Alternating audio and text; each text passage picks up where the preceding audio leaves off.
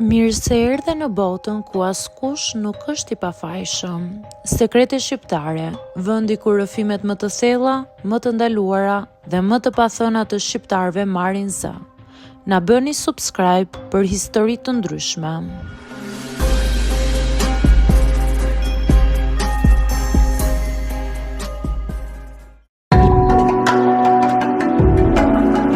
Jam 38 vjeçe dhe kam frikë të humb virgjërinë.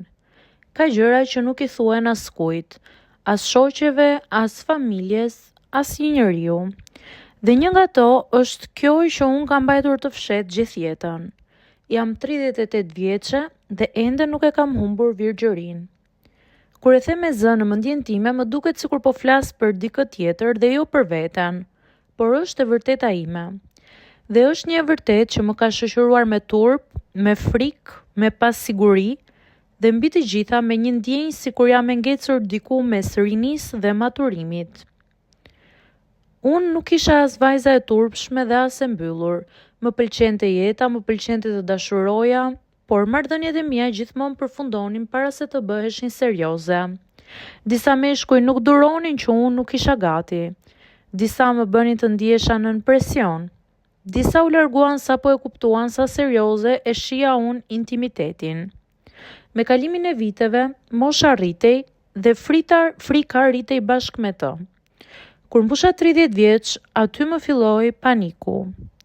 Të 30-tat më gjetën me një mendim që më hante shpirtin. Si doja shpjegoj unë dikujt?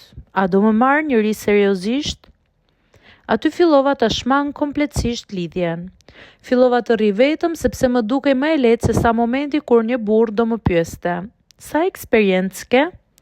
Isha 30, 31, vajta 33 dhe çdo vit bëhej më i vështirë. Jo nga turpi, por nga psikologjia më shumë, nga pesha e asaj fraze: "A do qesh me mua? A do më gjykoj? A do më shoh si të çuditshme?" Vitet kalonin dhe frika u kthye në ankth. Një ditë u gjenda duke qarë vetëm në dhomën time.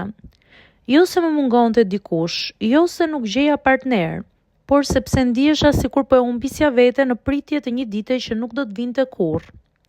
Fillova të shmang edhe kontaktet sociale. Nuk doja më të dëgjoja pyetje si: "Po ti pse nuk je martuar? Kur do bësh fëmijë? Akoma s'ke gjetur njëri?" Njerëzit nuk e dinin fare çfarë betejash luftoja unë brenda. Dikush erdhi në jetën time.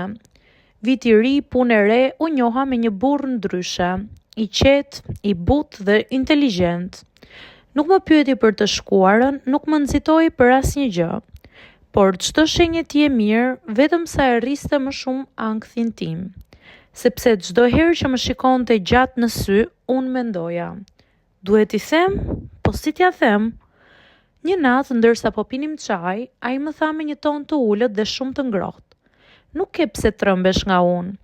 Dhe atë natë u thye diçka brenda meje. Ndoshta ishte muri që kisha ndërtuar prej 20 vitesh. Ndoshta ishte frika që fillova të dorëzohesha. Pas shumë netësh pa gjumë, frymë të rënduar dhe mendimesh që nuk të lënë të qetë, mora guximin dhe i thash: "Kam një të vërtetë që nuk e kam thënë kurrë dhe nuk dua të më kthesh në shaka." Ai ul pranë meje, më vështroi pa gjykim dhe unë u drodha. Nuk mbaj mend si i doli zëri im, si e dëgjoj, si e interpretoj, por ja thash: "Jam 38 vjeçe dhe jam ende e virgjër. Kam shumë frikë." Ai nuk foli me një herë dhe ato sekonda për mua ishin vite. Pastaj ai më vuri dorën në kuriz dhe tha thjesht: "Të kuptoj. Nuk ka asnjë turp, nuk ka asgjë për t'u nxituar, ti je shumë më tepër se ky detaj." Aty qava me ngashërim, qava për gjithë vitet, qava për gjithë pritjen, frikrat, netët kur mendoja se isha e çuditshme, e prapambetur, e pazakont. Qava dhe u çlirova. Po sot, nuk ka rëndësi nëse diçka ka ndodhur apo jo. Rëndësi ka që për herë të parë në jetë nuk ka më turp nga vetja. Nuk jam më e frikësuar nga ideja. Nuk jam më rob i moshës, i rregullave, i paragjykimeve. Kam mësuar që intimiteti nuk është garë, nuk ka orar, nuk ka moshë të saktë, nuk matet me eksperiencë, por me siguri dhe me respekt. Dhe për herë të parë në 20 vite, unë ndjej se jam gati të mos kem më frikë. Qoftë sot, qoftë nesër, qoftë kur të jetë momenti im.